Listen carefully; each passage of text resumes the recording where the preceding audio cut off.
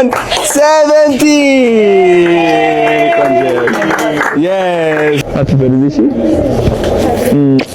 Cartoon.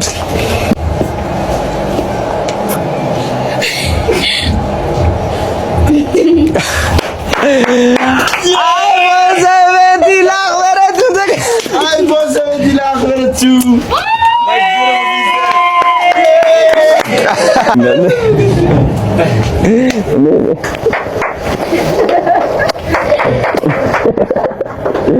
يا ريكون جاك አይዞይ ያ በጣም ደስ የሚለው ገራሚ ቀን አይዞን። እህቶቹ ታላቅ ክብርና ፍቅር ያለው አዶናይ ዛሬ እጅግ ልዩ የሆነ ቀን አዘጋጅቷል። እህቱ ህሌና 15ኛ ዓመት የልደት ቀኗን የምታከብርበት ቀን ነው። አዶናይ ለአሜሪካ ጉዞ በዝግጅት ላይ ባለበት በዚህ ወቅት ከመሄዱ በፊት ለእህቶቹ የማይረሳ ትዝታ ሊተው ወስኗል። ዛሬ የህሌና 15ኛ ዓመት የልደት ቀን ነው። ህሌና ከአሜሪካ ስመለስ አይፎን 17 ይዤላት እንደምመጣ ነው የምታውቀው። ነገር ግን ቀኑን ልዩ ለማድረግ እዚሁ ኢትዮጵያ ውስጥ ገዝቼ ሳታስበው ልደቷ ላይ ልሰጣት ነው። ነገር ግን አላማዬ ይሄ ብቻ አይደለም፣ ለአክብረትም እንዲሁ ተመሳሳይ አይፎን 17 አዘጋጅቼላታለሁ በሚል አዶናይ መልሱን ይሰጣል። iPhone 17. Yes. Happy birthday. ህሌና ስጦታዋን ስትቀበል አክብረት በውስጧ እኔስ የሚል የቁጭት ስሜት እንዲሰማት አልፈልግም። እኔ ህሌናን አክብረትን ከህሌና ነጥዬ ማየት አልፈልግም የሚል ይዘት ያለው መልእክት የተላለፈበት ነው። አዶናይ ለሁሉም እኩል ያደርጋል። ስለዚህ የመጣው ይምጣ ብዬ በአንድ ቀን ሁለት አይፎን 17 ገዝቼ ሁለቱንም በአንድ ላይ ሰርፕራይዝ አደረጓቸው ይለናል።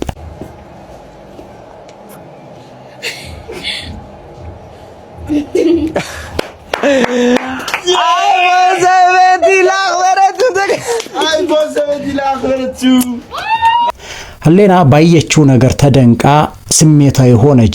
አዶናይ ተራ አበባ ብቻ አልነበረም የሰጣት። ብዙዎች ብንይዘው ብለው የሚመኙትን አይፎን 17 በስጦታ አበረከተላት። ከአሜሪካ ይመጣል ብላ የጠበቀችው ስልክ እዚሁ እጇ ላይ በመገኘቱ ከሚገባው በላይ ደስ ብሏታል። የሚያስገርመው ነገር ግን አዶናይ ለህሌና ልደት አበባና አይፎን መስጠቱ አይደለም። የልደት ቀኗ ላልሆነው አክብረት ተመሳሳይ የአይፎን ስልክ መስጠቱ ነው። አክብረት ጨርሳ ባልጠበቀችው ሁኔታ ሁለተኛው አይፎን 17 ለእርሷ መሆኑን ስታውቅ ደንግጣ በደስታ ተሞላች። ከሁሉም በላይ የብዙዎችን ቀልብ የሳበውና ልብ የሚነካው ክስተት የተከሰተው ለአክብረት ስጦታው በተሰጠበት ወቅት ነበር። የልደቷ ባለቤት የሆነችው ህሌና ስጦታው ለአክብረት ሲሰጥ ስጦታውን ካገኘችው ከአክብረት በላይ እጅግ ደስ ብሏት ስትጮህና ስትደሰት ነበር። ይህ እውነተኛ ቅንነትና ፍቅር ነው። ሁለቱ እህትማማቾች በታላቅ ደስታ ተቃቅፈው ሲላቀሱ የታየበት አጋጣሚ በዚህ እድሜያቸው በመካከላቸው ያለውን ጥልቅ እህትማማችነትና ፍቅር ለተመለከተ ሁሉ ትልቅ አርያ የሚሆን መልእክት ነው። የአዶናይ ቅንነትና ለእህቶቹ ያለው እኩል ፍቅር የብዙዎችን ቀልብ እና ልብ የነካ ነበር።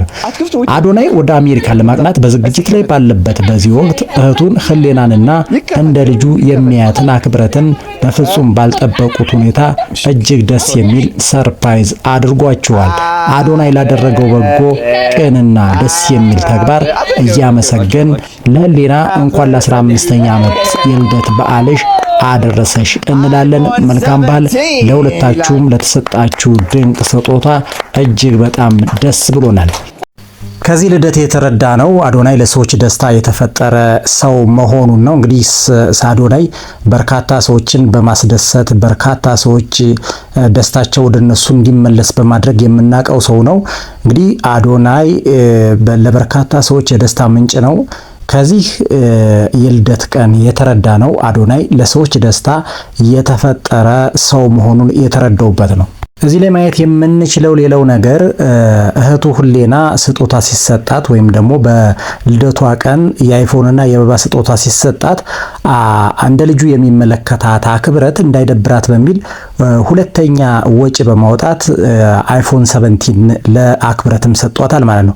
ያ ማለት ምን ማለት ነው? አዶናይ ለሰዎች ደስታ የተፈጠረ እኔ ሰዎች ከተደሰቱ እኔ ይቅርብኝ ብሎ ለሰዎች የሚኖር ሰው መሆኑን የተመለከትንበት ነው እና አዶናይ በጣም የሚገርም ድንቅ የዚህ ዘመን ሰው መሆኑን በርካቶች እየመሰከሩ ነው። አዶናይም ለሰዎች ደስታ የተፈጠረ ታላቅ ሰው መሆኑን ያየንበት፣ ለበርካቶች ተምሳሌት መሆኑን ያየንበት የዘመናችን ጀግና በሚል በርካታ ሰዎች አድናቆታቸውን እየገለጹለት ነው። እኔን ያስገረመኝና በርካታ ሰዎችን ያስገረመው ጉዳይ ህሌና አዶናይ ለአክብረት ስጦታ ሲሰጣት የተደሰተችበት መጠንና ዲግሪ በጣም የሚገርምና ለሰዎች ጭምር የሚጋባ ነበር። እንግዲህ ጉዳዩ የልደት ቀኑ የህሌና ነው። ነገር ግን አዶናይ ለህሌና ያዘጋጀውን ስጦታ ተቀብላ መደሰት ሲገባት፣ ነገር ግን አዶናይ በህሌና የልደት ቀን አክብረትን መደሰት አለባት ብሎ ሁለተኛ አይፎን ስልክ ወጪ በማውጣት ለአክብረት በሰጣት ስጦታ ህሌና የተደሰተችበትን መጠንና ህሌና ለአክብረት ያሳየችው የደስታ ስሜት እና አገላለጽ በጣም የሚገርምና ለብዙዎች የሚጋባ ነበር። እንግዲህ በርካቶች ልደታቸውን ሲያከብሩ ለምን ለኔ አልገዛልኝም ወይም ደግሞ መገዛት ያለበት ለኔ ነው ብለው የሚያኮርፉ ልጆችን እንመለከታለን። ነገር ግን ህሌና ለኔ ሲገዛ ለአክብረትም መገዛት አለበት የሚል ስሜት አይተንባታል።